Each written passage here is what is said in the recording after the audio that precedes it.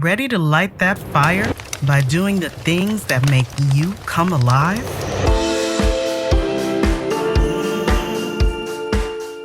Welcome to Health Raisers, a podcast for wise women. I'm your host, Dr. Nadine. I left a soul-crushing medical career full of bad news and evolved into a joyful health integration coach, helping hundreds of women find their healthy.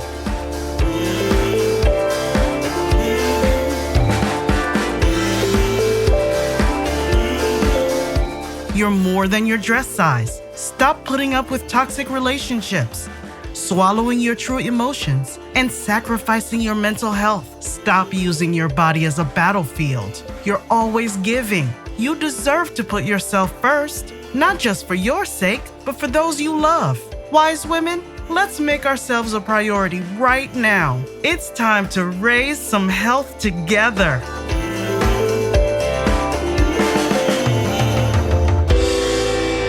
Welcome to another episode of Health Raisers. Kevin O'Connor is my guest today. Kevin O'Connor is one of my dearest friends, Kim's cousin. And Kim and I spent so much time together, and Kim mentioned that her cousin Kevin had written a book. The book is called 2 Floors Above Grief, a memoir of two families in the unique place we called home. If anyone is familiar with pop culture, popular shows, and if you were a 6 Feet Under fan like I was, this reminded me of that. A family whose business was on the first floor and two families lived on the second and third floor, two brothers and their families. And I was very intrigued. I picked up the book, I devoured it, and I just had to have you on the show because I feel like you are a person who has had a lot of practice with grief as you grew up in that environment. I just want to welcome you, and I want to start getting into why you wrote the book. What was the impetus to do this? What did you want people to understand and to know and to learn from your wealth of knowledge? Boy, that's triple layer question there. Well, the inspiration I've always known I wanted to write something, write a book. I've been a writer in my educational career and even back to high school. But I knew I had it in me to write a book. And I think having that fervor, that passion to do it was part of the inspiration. And I also had the good fortune to be the keeper of about 700 pages of family letters, things that either I had written to my family or they had written to me in the prior to my birth. They wouldn't write letters to me, but I had letters from that period. But also, many of the letters came from the 60s and 70s when I was at college. And I think one of the things, including a lot of references to those letters, and having this collection, you're back to the inspiration thing, having this collection, I thought, what am I going to do with these letters? And I figured out a way to organize them and sequence them and give them some meaning. And I moved them from place to place over 40 years and just and kept them. And I just read an article today. This is an aside. An article today that recommended what are the 15 things that you should say when you're cleaning out your parents' house, or if you're decluttering your own house. One of the things they suggested in that list of 15 is family letters and notes, to save all those. And what I realized is I had all these letters, and is people don't write letters anymore. No. It's a lost art. We may have transferred those skills to emails and blogs and other things like that, but it's just not quite the same. So part of the inspiration in getting the book together was to have the characters of that time period, the 30s, 40s, 50s, 60s, be revealed through their actual words, through the words that they wrote as they were writing their letters. So that became part of the focus to write the book. And then the theme was the uniqueness of my upbringing. And a number of people whose families are in the funeral industry do live in the same building as the funeral home or close by. That was more prevalent in earlier days. Now, because in earlier days you had to live in the premises because death happens at any time, of course. Nowadays, families maybe not don't live right in the business because they have the access to other ways to receive the calls and the information they need.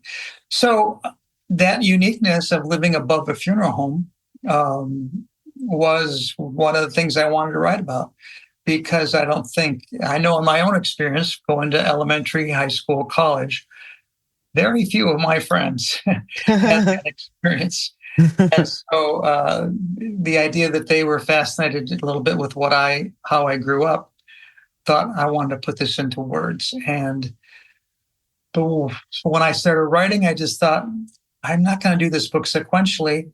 I'm going to do it more based on themes. And as you read it, there were some cross references that went back and forth sequentially, but I wanted to talk about things that happened not only to my family, but to me as well, and how that impacted who I am now, this many years later. So that was part of it. I could go on for a while, but that was part of the inclination and the instinct and the inspiration to write Two Floors Above Grief. Bringing you Health Raisers is possible because of these incredible sponsors. Feeling the need for a little pampering? Do you want an escape from the hustle and bustle of daily life? Mac Salon and Day Spa is your destination for relaxation and rejuvenation in Southwest Michigan. Get ready for a retreat in the woods. Mac offers comprehensive services tailored to your needs, including massage, facials, nails, waxing, and hair treatments, ensuring you feel refreshed and beautiful. Whether you're preparing for a special occasion or simply treating yourself, the experts at MAC are committed to helping you look and feel your best. Their commitment to wellness isn't just about beauty. It's about balance, confidence, and feeling amazing in your skin. Visit them today and discover why they're Southwest Michigan's premier choice for all your beauty needs.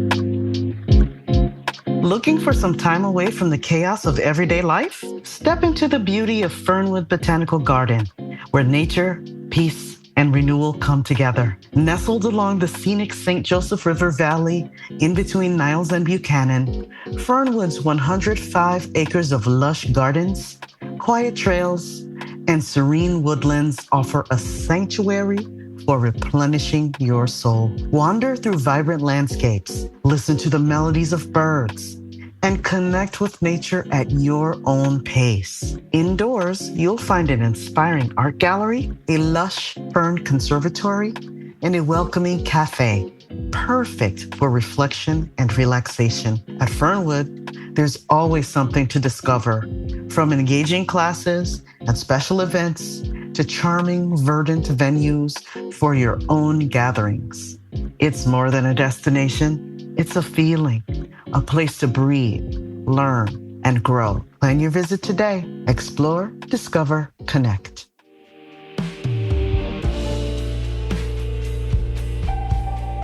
In the mood for coffee, tea, yummy pastries, or cool swag? My friends at Infusco have got you covered. Infusco Coffee Roasters is a cozy neighborhood coffee joint in Sawyer and St. Joseph, Michigan. Infusco stands for a healthy community. They craft irresistible seasonal drinks, sourcing local artisans' products. The flavors shine from quality ingredients, and their beans are roasted on site.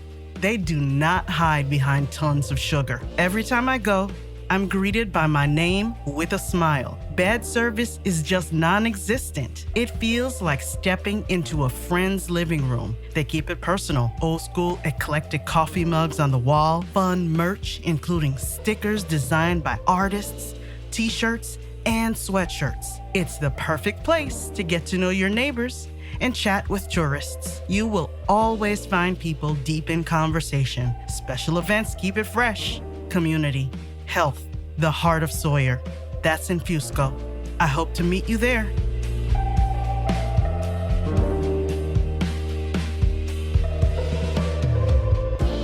Well, thank you for that.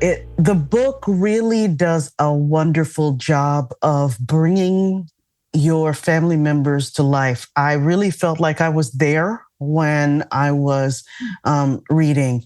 And so I felt like I was part of the experience. Yet at the same time, I feel like this conversation is important because death is a taboo subject for people who are, especially the farther removed we've gotten from, as you mentioned in the book, deaths used to happen at home, funerals used to happen at home, services at home, and then they moved into these funeral homes. And now it seems like we're getting farther and farther away from it, from being with the loved one in a more intimate or personal manner, more hands-on. So then grief and loss, it's like we don't want to, we know it's going to happen, but it's hard to face the inevitability or to talk about it. Yeah. So do you think your experiences unfolding in this book can help us become more comfortable with the idea of death and grief? Yeah, and I do. And I when I wrote the book, and the training I had in the writing process and the group I was working with to write this type of nonfiction, this type of memoir, was the emphasis was who is my audience? Yes. Who is my how do you know who your audience is? And my initial audience, really in my mind, the people I was writing to was my family. And so I picked a cousin or two to contact and say, what is it you'd like me to convey? So that helped a whole lot in identifying my audience, so that when I wrote, I knew I felt I was writing to them. On the other hand, as I kept writing and went through some editors and stuff, other people, they said, hey, this book has broader impact. Yes. And they taught me how to restructure my writing in such a way that I would reach a bigger audience, and that more and more people would connect. So then my attempt became trying to normalize the whole process a little bit of dying. Try to know that families do, like my own family did, they helped people through this process. And there's people that do this professionally. There are people that are trained to do it. One of the reviews I got recently on Amazon was I'd have it right in front of me. This book helped me feel more grace in my parents' processes of dying. So she said that another one said, although before reading the book, I would have said no thank you to living above a mortuary, I found myself envious and in admiration of most aspects of this family.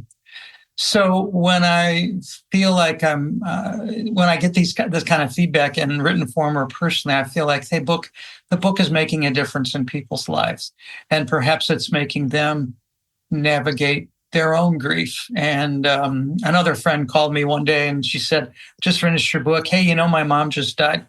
And she says, I really never knew what people in your business did. She says, but knowing now, when I drive by a funeral home now, I have a better awareness of what goes on there, having experienced it from her own mom's funeral. But I have a better understanding of how the family might operate, or how they cope with it, or what they do, what they sacrifice, and what they do to help us out. So I've lost track of your question, but I think part of what the audience and the outreach, I've been fascinated to see as the book gets out there more and more, just the kind of feedback that's coming through. So I think because it is written in a way that is so personal. Even though it's personal, it's translatable to other people because family is family and dynamics are dynamics. And because you've written it in that format of a memoir, I think the medicine does go down a little bit easier because, we're talking about real people and we're talking about real instances and connections with families at a very, very important and horrifying time in their lives. So I'm going to segue with this next question because as I was reading, I got into the later chapters of your book and I noticed that you were referring to what I started to consider acts of service for the business, for family members, and for the community. Examples, the granular things you mentioned, like the ritual of cleaning the funeral home and how meticulous it was. And to me, that just gave a detail of how much you all cared about the experience that a grieving family would have. The phone being, this is pre-cell phone, so the phone was very, very important, and there was something that everyone had to be on top of. You didn't want to miss a call if someone was in time of need for your services. You even outlined an example or two of services for those in the community who might not have anyone, no friends, no family. So your family would rally around and have a service for that person. And then you even branched out into having not just the funeral industry or the funeral home, the normal things that you needed to do for your business, but even branching out into the community to do things like provide emergency services. So it seemed like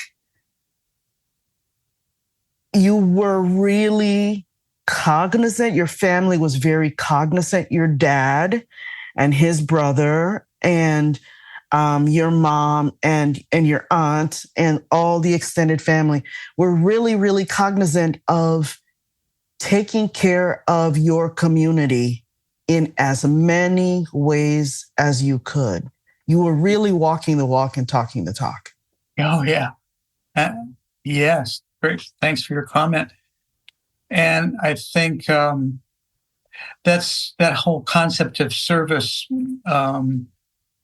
and the idea that this profession is a calling, I think, too, certainly comes out as I've written the book and published it and gotten, since I didn't pursue the field myself, but I've gotten reacquainted with organizations that my parents had been involved with in terms of national and state associations and speaking there and making presentations and listening to what they say now. That's something that transcends historically, I think, with this profession. Certainly, there are many professions that are service-oriented. I think most professions at some level have a degree of service. But this idea of growing up with that and being observant of that and being embedded in that and having task assignments by my dad and my uncle to say, hey, go do this. At a very young age, even if it was riding my bike to go down to this local city hall and drop off some documents to the city hall and meeting the people there and knowing each time I did that, because it was instilled in me, hey, when you're out there doing this, you're not just Kevin O'Connor, you're Kevin O'Connor, son of funeral home, and that I represented the community in those instances. So it was always, and it was never with a sense of pressure. It was just what is. This is who you are. That I make mistakes that other kids make and be an adolescent and but as I look back on it now, I had something that maybe other kids didn't have on their shoulders, that in the community itself, people knew who, even as a teenager, they knew who I was and who I was connected to. So I had a bigger representation than just my own reputation, Mm-hmm. I had the reputation of other people in my family too. And that whole concept of service that you mentioned, I Mm-hmm. think is just was real prevalent and was very clear to me throughout my whole life that we are here to help other people. And the idea of stepping into someone's circle when they didn't know how to respond to that circle, Mm-hmm. if they were dealing with the death of a family member or the accident of a family member or the failing health of a family member. We were there with the ambulance. We were there with the hearse.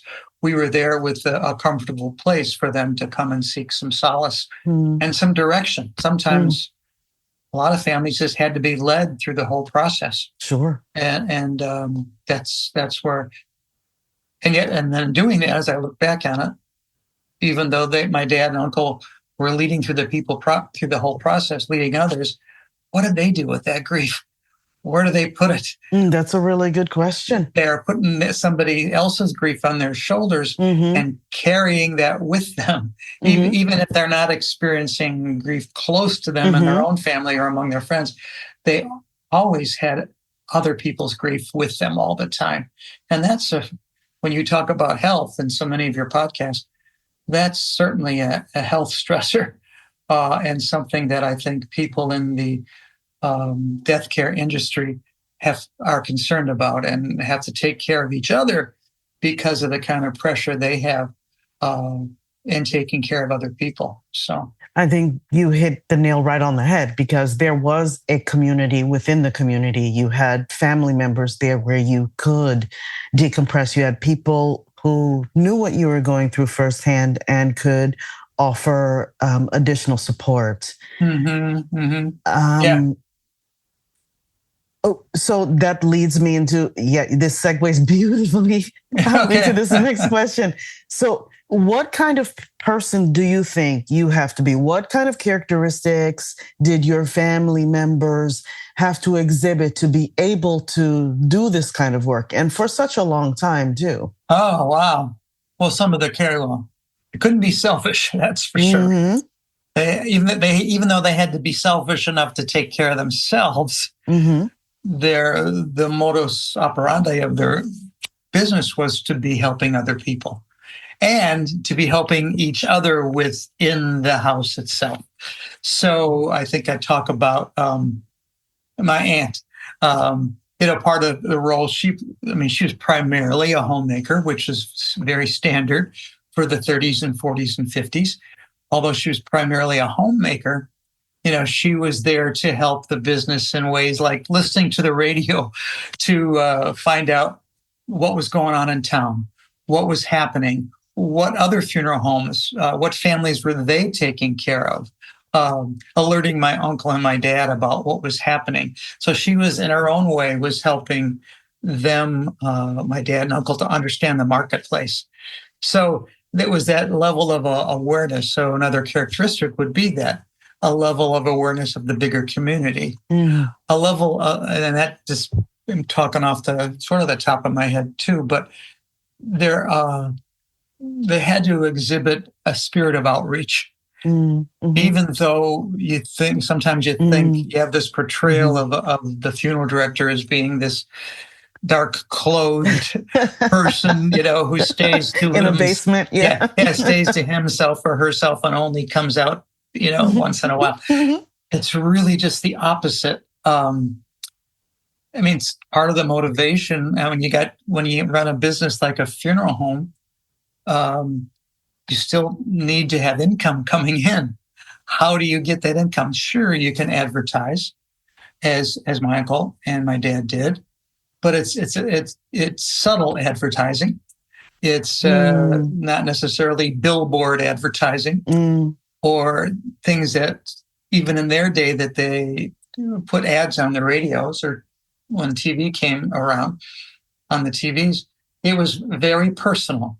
So when I talk about my dad or my uncle, one of the ways they helped people decide whether they would use our business for their needs was to be involved in the community, whether that was through church programs or the Building trust, Knights building of bridges.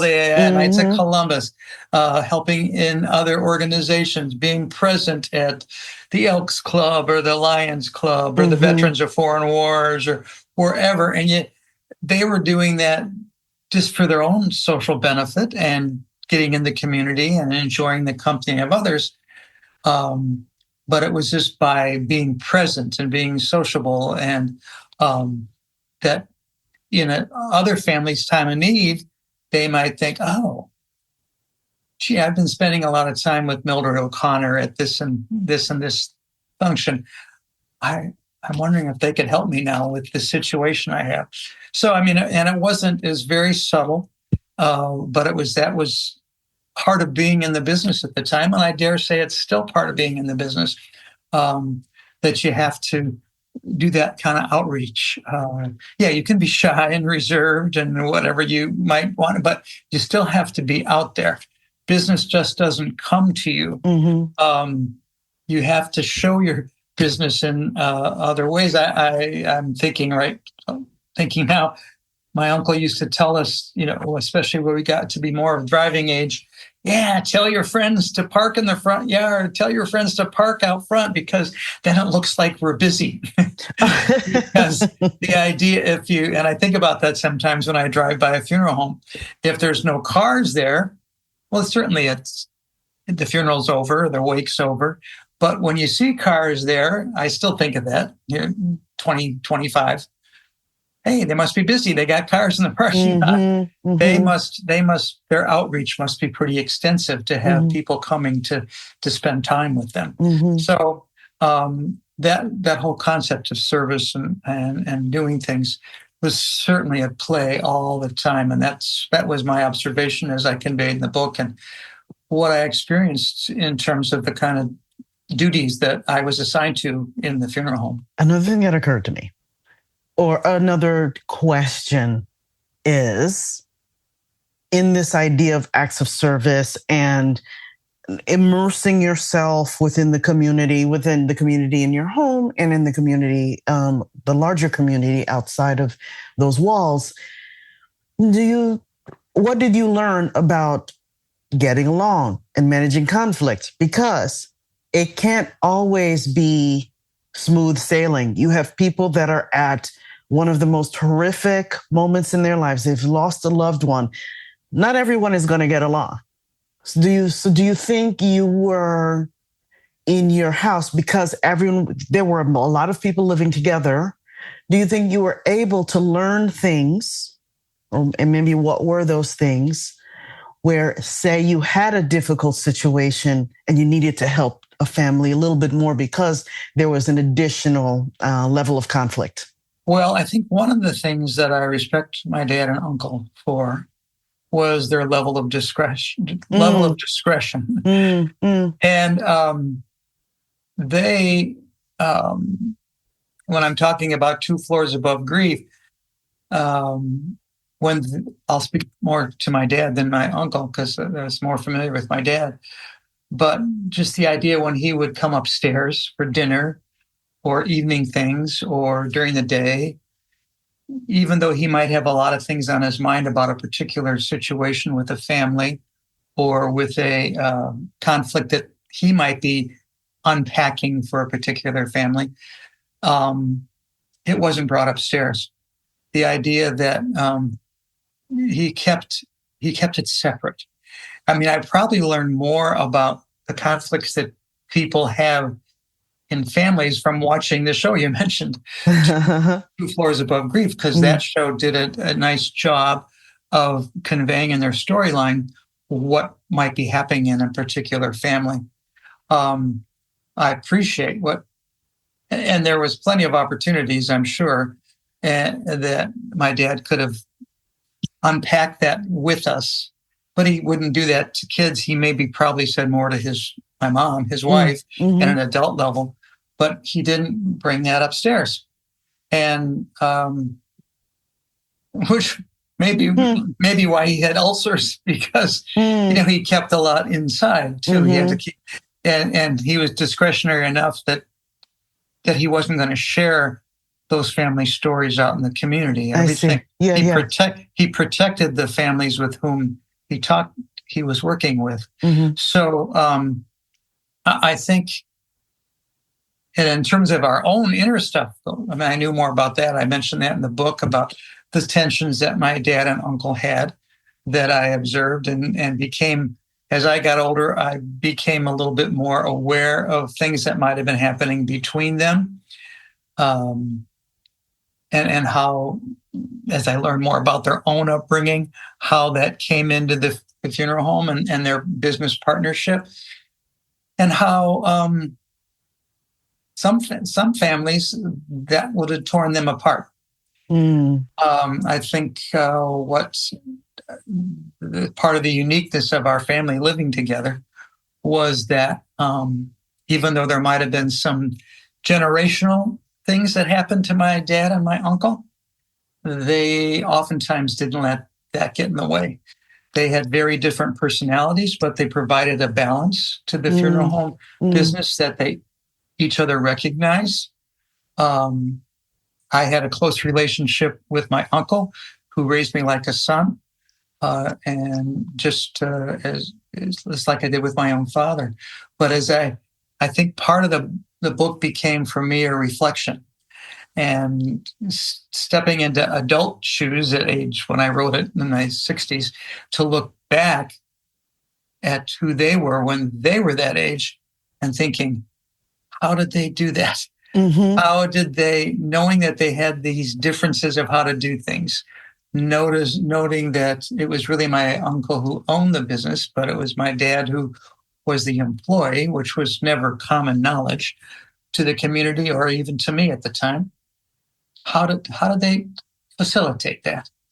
And just how I think it'd be true of any family business, whether you're in a law firm, whether you're in a plumbing business, whether whatever a family does, there are those things that come into the business from each of their own upbringings and each of the experiences they had as youth.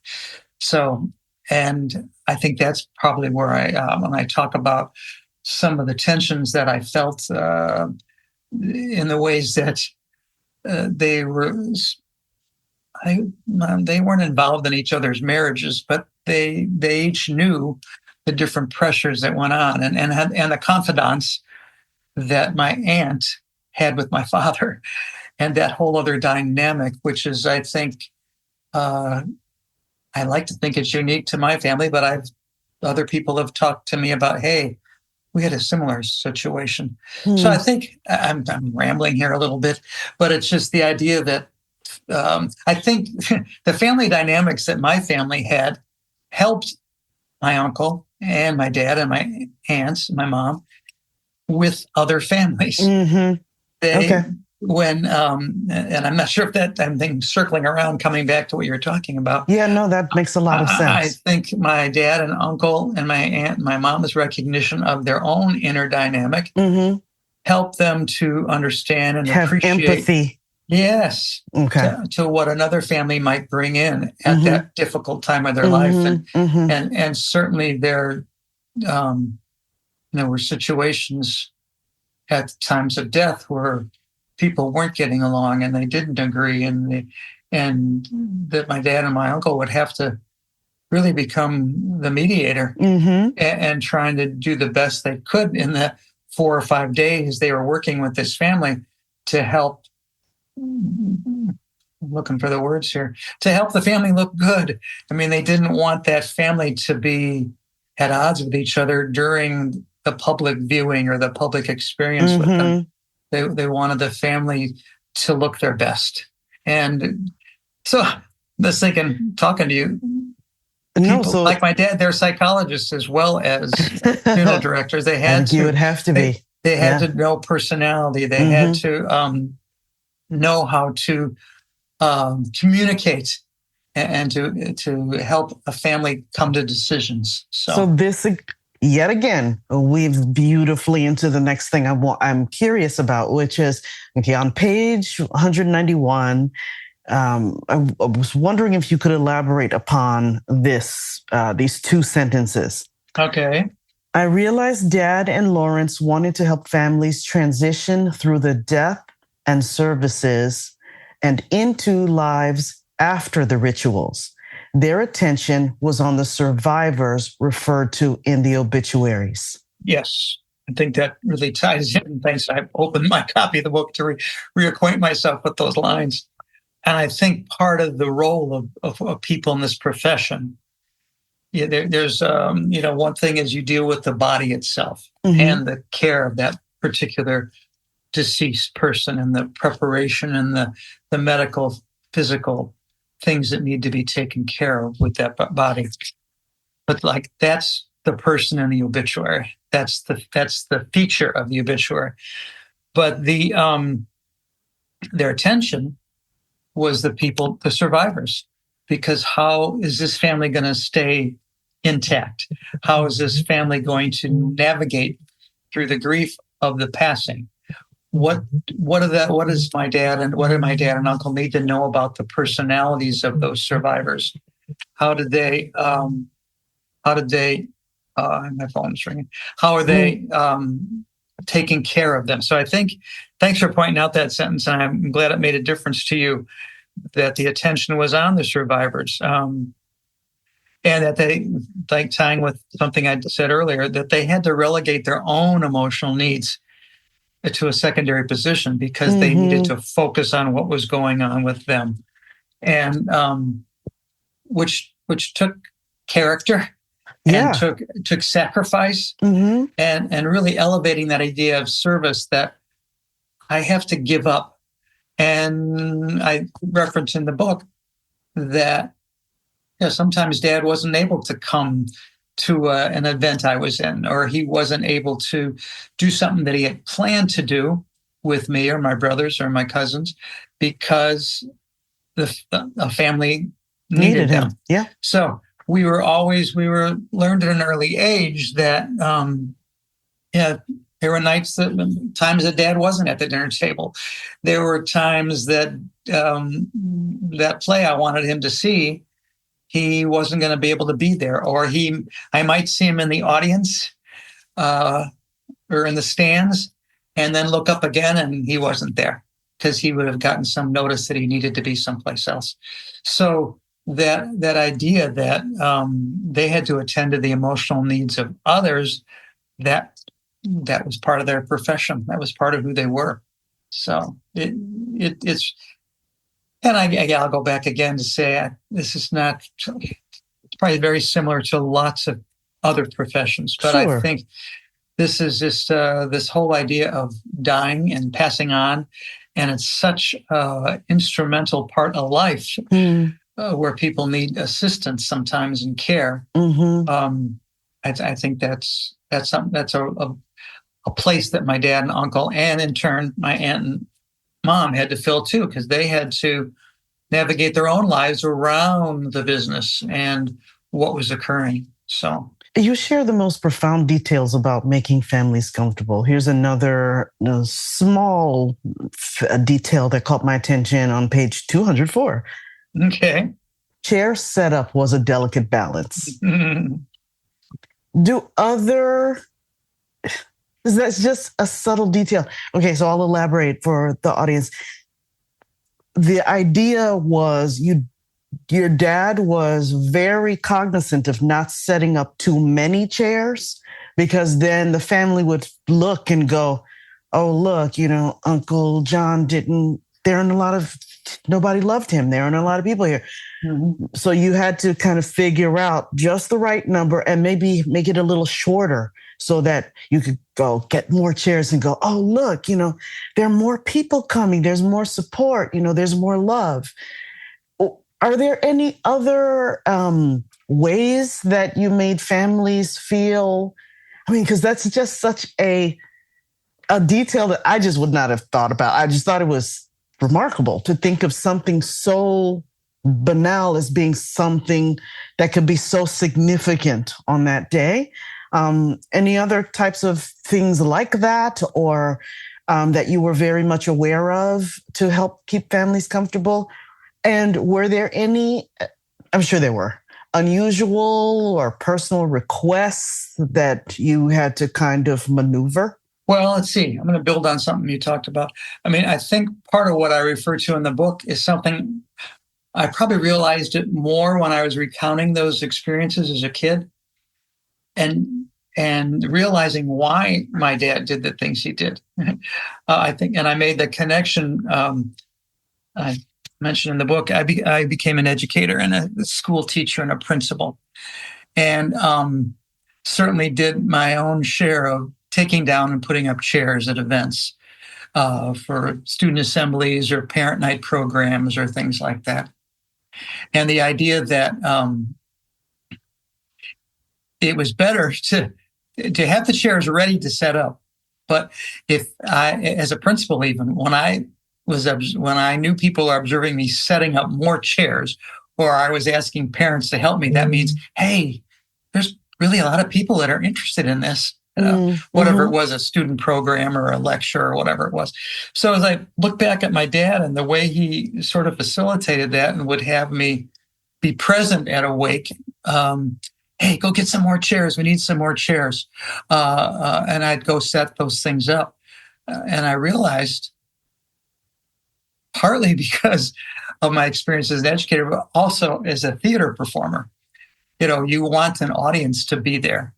And wakes aren't theater, but they do have an audience, and they do have, and there are people that audience means a lot to. Yeah, so it's for the survivors, right? So yeah, going back to that idea. Back to that whole idea of the survivor. How do we make it's tough enough that their person has passed? How do you help them heal? How do you help them navigate? How do you help them know that the person who died made a difference? And is it could be just from the setup you provide in the atmosphere of the funeral home. You ask about things that might have been unusual. I although I don't right now off the top of my head know some of the things that people might have been requesting to put in the casket or to have go with them. Some people would want particular flowers put in different ways.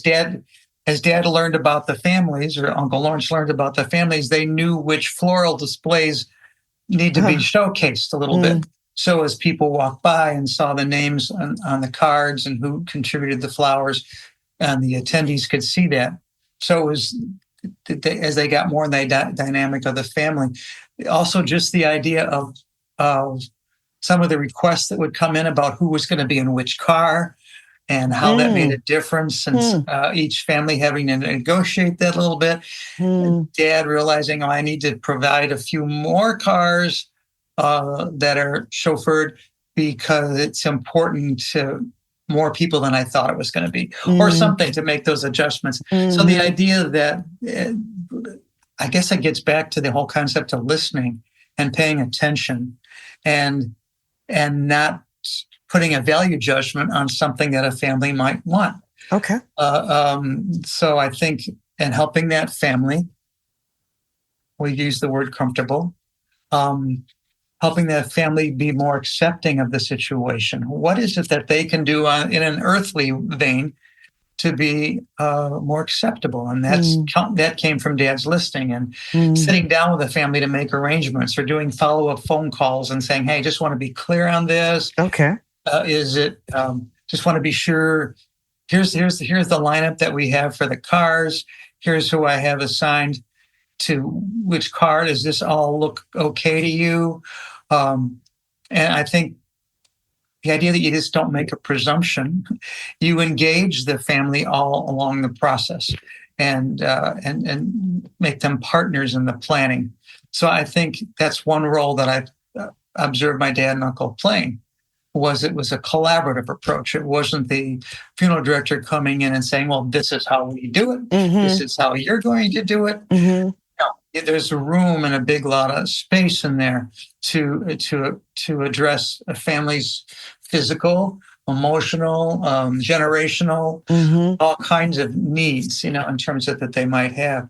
So a lot of listening goes on and a lot of paying attention of what a person in this profession did and still does in terms of making it the best possible experience that a family can have in that situation. Okay, so I want to kind of switch gears a little bit and talk about your personal experience with mortality.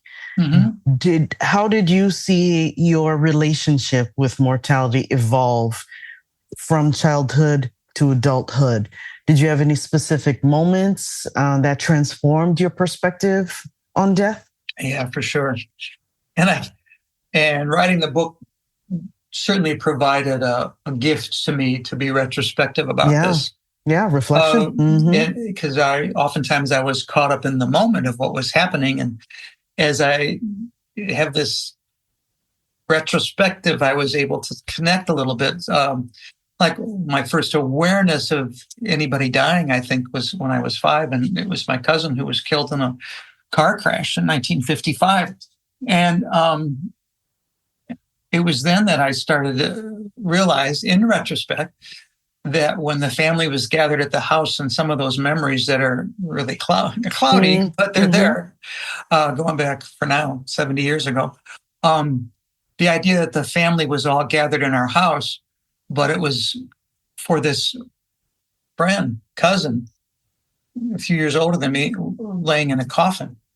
And I was no stranger to seeing, even at 5, I wasn't a stranger to seeing a person laying in the coffin but I knew this person. So, that was sort of one of my first steps, I think, and my first awareness of what it really was my family did. There was other times, I mentioned I spent a chapter in the book talking about when I was 14, a friend of mine died. And the way my dad had the conversation with me and about, his name is Francis, and that awareness, and how watching my friends come into the wake. We just finished 8th grade a couple months prior. We're getting ready to go to high school. So, but recollecting and my friends coming over, and the things that each of our different interpretations, and how I was troubled. This was a friend of mine, but other people of my age giggled or laughed, or we all didn't know. We were 14. Sure. And all young to have that kind of thing happen to you. So we didn't know. Another experience I had was when sophomore in college, and my grandfather had died, my mom's father, and he was being waked in the funeral home. And my grandma stayed overnight with us. She was in her 80s at the time. And I remember I was home. I think I said I was home from college. So I was laying in my bed, and I heard my grandma's voice roaming around our apartment on the 3rd floor. And she was saying, Joe, that was my grandpa's name. Joe. And I got up, and I called her Mamie. I said, and she was roaming around the house, the apartment. And I said, hey, Mamie, what's going on? She says, I'm looking for Joe. And I thought, my mom and dad were sleeping. And I thought, and in my mind, I'm thinking, what do I do? It was a lesson to me that just hug her, take her by the hand, and just took her back to where she was sleeping. I said, let's lay down here for a while. And I said, remember, Joe's gone. He died. And just lay here. So that was certainly another way my own concept of grief and evolved. And other things that happened in my schooling, a friend dying in high school in a car crash, other friends, parents dying, and going to those people's wakes, and being the undertaker's son, but also being the friend of the child of the mom in the casket. Those impacted me in different ways. And just the idea that when people from our own family died, I think it gave me sort of a heightened awareness too. And I think it's really helped me as I look back just to help grief be a little more acceptable. A little, people have asked me, do I do grief differently than people that wouldn't have been raised in a funeral home? I don't know, because I don't have the power to you only compare. have your experiences, right? But my recent experiences with having a dog passing 3 weeks ago, which is horrendous. Yes, and knowing full well that thought I was ready for it because she had been sick and had a congestive heart condition, and yet having that moment happen, and in the 18 days since, thinking, how did being an undertaker's son prepare me for this? Did it? Didn't I have, that's a question. I think, I have to believe it has helped me, because it's just, I learned about death at an early age. I learned that this is something that happens, that death is part of life. It's just, it makes my stomach tingle even now, though, saying that out loud. Death is part of life, and death. And I love the quotes that say, grief is just really love.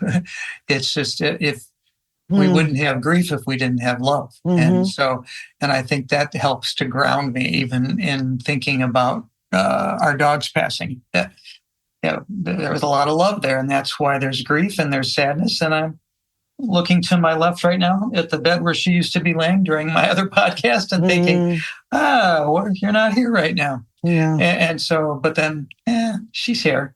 She's just here in a different way. And you do say that you have the account on Instagram, Grief Navigator, and you do talk about how the person or pet, your loved one, is not, they're physically gone, but they're not really gone because they live on in our stories and our memories. And so that's another way to gain some comfort when you're grieving.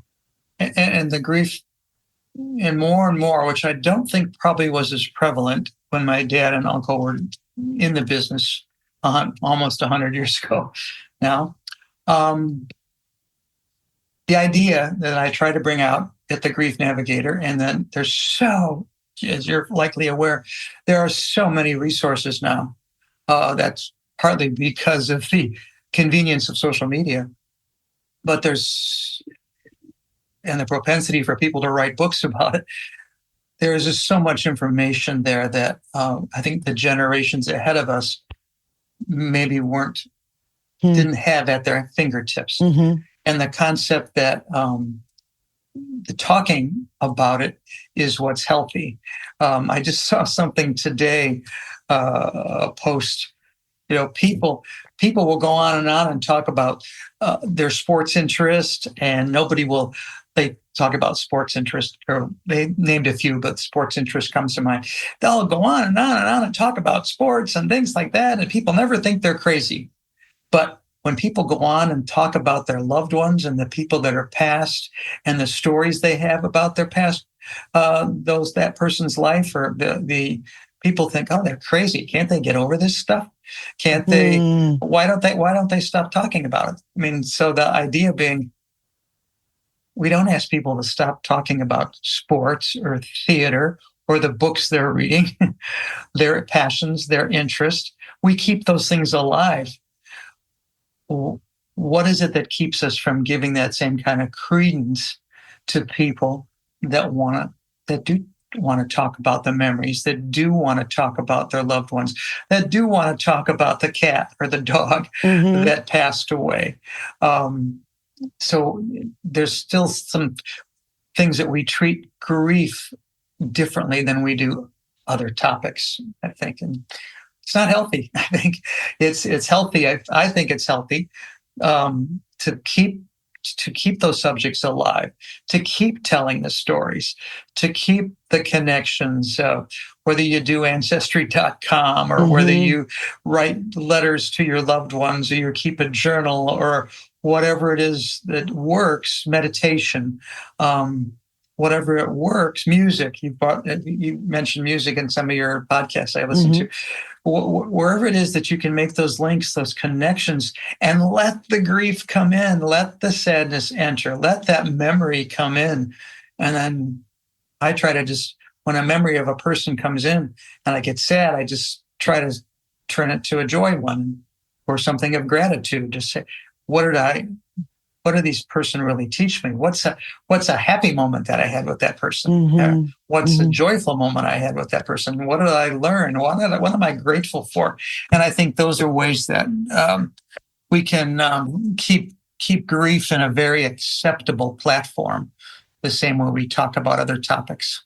And I'll add to this that thank you for sharing all of those nuggets of wisdom, those pieces of advice about navigating grief.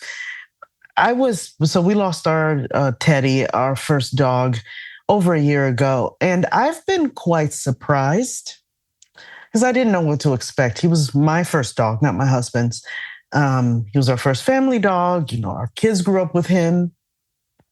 And I don't know if I thought we would just stop talking about. I don't know what I expected, but what I have been delighted by is, especially my younger daughter, who loves to take pictures of our dogs. That she will share the memories with the family. So, a memory will pop up of a picture of something silly with the dog, with Teddy, with one of us.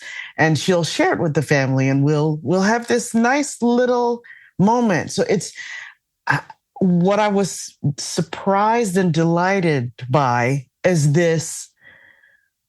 He's not taboo. It's okay to talk about him. It's okay to have the memories come. It's okay to be sad. It's okay to laugh. But it's so important to have that little group of people who share it and get it. Yes, so important. And to just and sometimes it's just like you talked about with your own family. It's just a nugget, just a 4 or 5 word reminder, or remember the time, or you see a dog in the street, that dog's like so and so.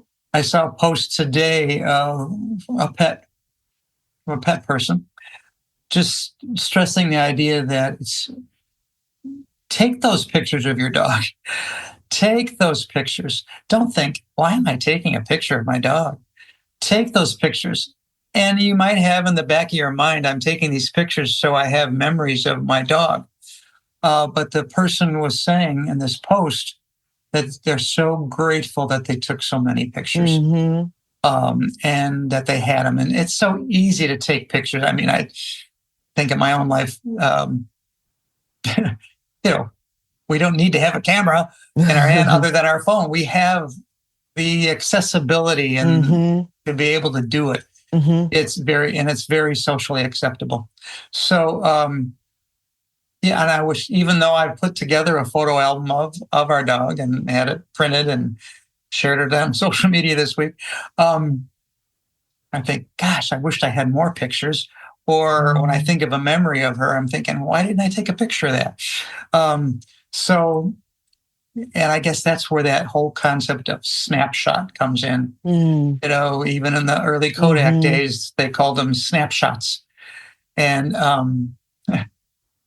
that's what they are. They're snaps of time. They're snaps of a moment. They're snaps. And it's so easy to do it nowadays. So I'm glad that you have so many pictures of your pet that you can refer to, because I think it's so important. And I like the idea that even thinking about people, the idea that we want to keep those pictures, that we and not take pictures with the idea that gee, I'm going to need these pictures for when they die. You don't want you want to take pictures in the moment of the joy. But certainly now that I have so many pictures I've digitalized from years ago, but pictures I take with my own camera, to go back and think, even when the person's still living, I'm thinking, hey, those are some great memories, and weren't those fun times. And pictures are so vital to what we have and who we are. Thanks. Those kind of memories are really help in the grief process. I'm thinking right now, I'm estranged from one of my kids, or he's estranged from this, but he's estranged from me. Let's put it that way. But even when I come across a picture of him, yeah, my first thought is I don't have any contact with him. But then the next thought is, boy, wasn't that a good time? Wasn't that a special moment? Wasn't that a snapshot? That's a snapshot I'm glad I have, so. I think this is such an important point because, as you mentioned in social media, it's becoming, there's more conversation about how to take care of ourselves, not just physically, but even like the mental, emotional, social aspects. Like there's a lot of talk in the zeitgeist now about families and friends and how sometimes relationships, you can still love a person, but maybe the relationship is not, they change. And maybe there is estrangement. And we don't necessarily talk, we talk about the letting go process, but we don't talk about the survival process. What do you do now? The person is still alive. They're not dead, but how do you heal? And I like that point you made. It's so important that you can look at that picture and instead of wanting to tear it up or burn it or, get rid of it, however, it's more, yes, this is where we are now, but in that moment, it was a good time. Yeah. And I've certainly, the counseling I've had, grief is a big part of estrangement. Estrangement's a big part of grief. They walk hand in hand. And certainly the counseling I've had to navigate the estrangement has certainly helped me. Some of the things I have learned to do is I don't keep pictures out on display. Okay. It's worked for me. So the pictures I do have of my son are available. They're available certainly on my phone or in all my digital things and in books that I have on my shelf. But when I look at the shelf behind me, I don't have any pictures of him on that shelf. One way that I had for me to navigate the grief of that estrangement was just to not have it present with me. That was too painful. Do I have a picture of my other kids and my grandkids on the shelf? And do I have a picture of my dogs on that shelf? Yeah. But for that particular individual, I don't have a picture up there that's readily visible to me. And it takes, even as I say that out loud, it takes my breath away a little bit. But I've reached a point where when his picture does pop up on a screen, I am able to say, like we mentioned earlier, that was a wonderful snapshot. That was a wonderful time. I'm grateful for that time without even projecting them thinking that it's going to go back to that.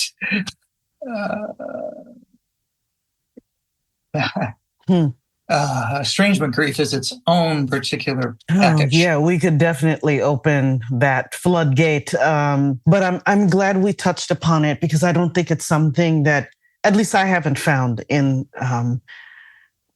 my reading or listening to things about grief or letting go of loved ones, letting go of a friend, a relationship not working. We don't really talk about, there's all this talk about put up the boundaries, and if they love you, they will honor those boundaries. And that's great and everything. But what happens if they don't? And what happens if there is a loss of contact? What are we supposed to do with these big feelings?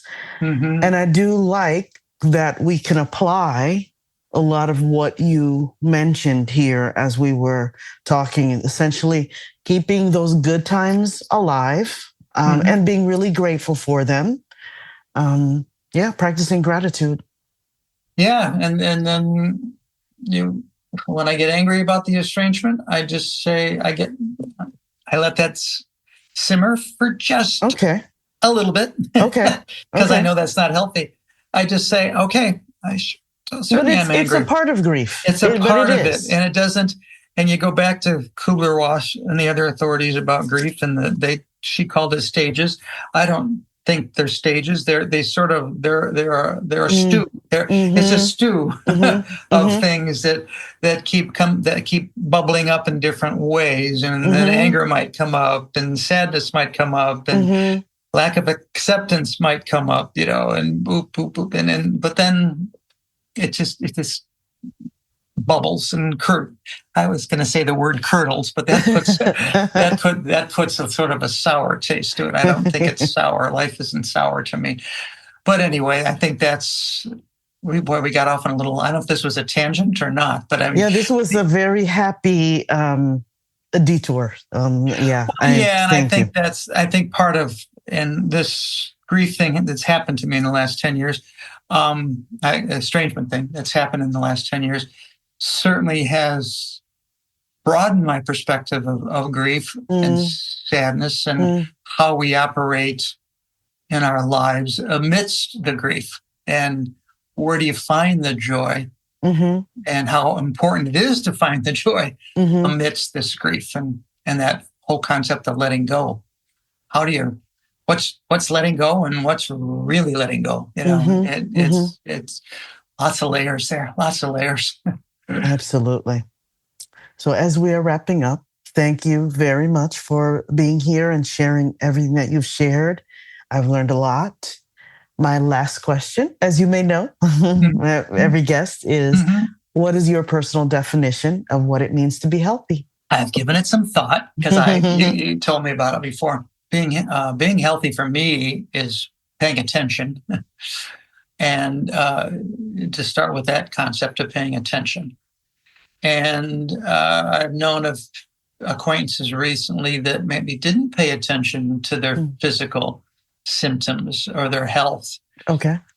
And it got the best of them, either in terms of a more severe illness or even something that resulted in their dying. I learned that lesson. Even I mentioned about my father in the book, that even though he had symptoms of things that he wasn't feeling good about, he put it aside because he didn't want it to interfere with the family or anything. And it was prostate cancer.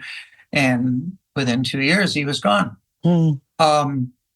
So from that instance, I don't get hypochondriac. I don't believe I'm a hypochondriac, but I do pay attention to things that are occurring, and I'm not afraid to ask the questions or to go and find out what's going on. So that's from a physical health standpoint, and just finished a colonoscopy 2 days ago.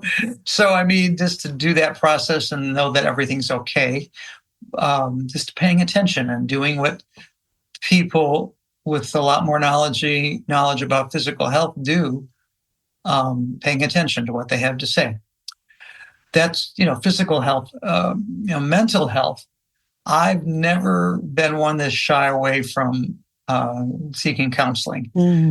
Even probably as early, I think my first experience with counseling was probably in my late teens.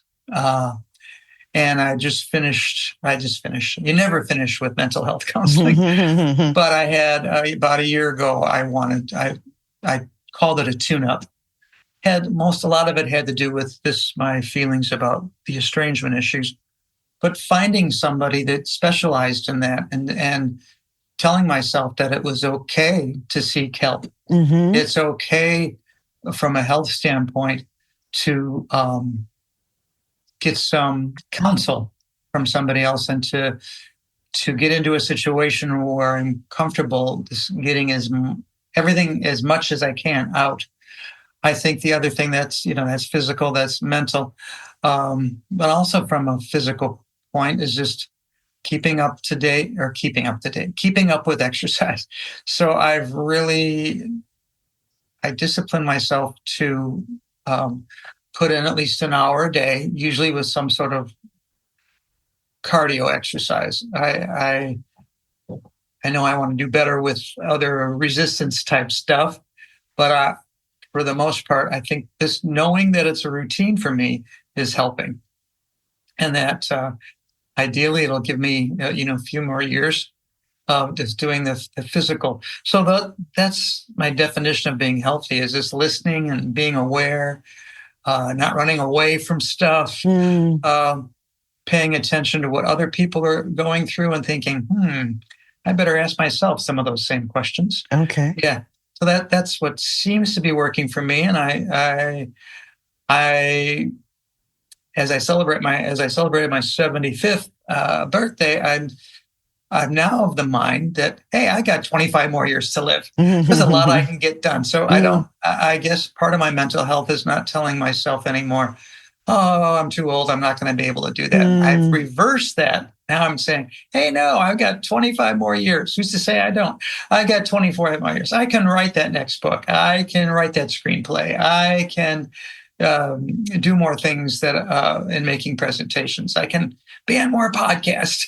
So, I mean, that's part of what I'm doing to stay healthy. Thank you, Kevin. This was fabulous. I'm so grateful.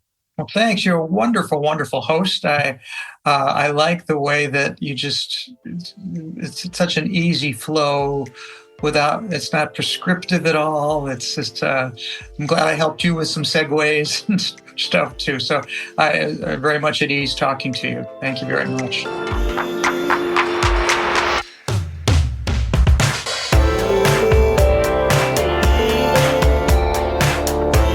Wise women, move from last place to first place in your life. Stop using your body as a battlefield. Let's raise health together with a customized health plan just for you. Contact me at npkhealthintegration.com. Thanks for listening. See you next time.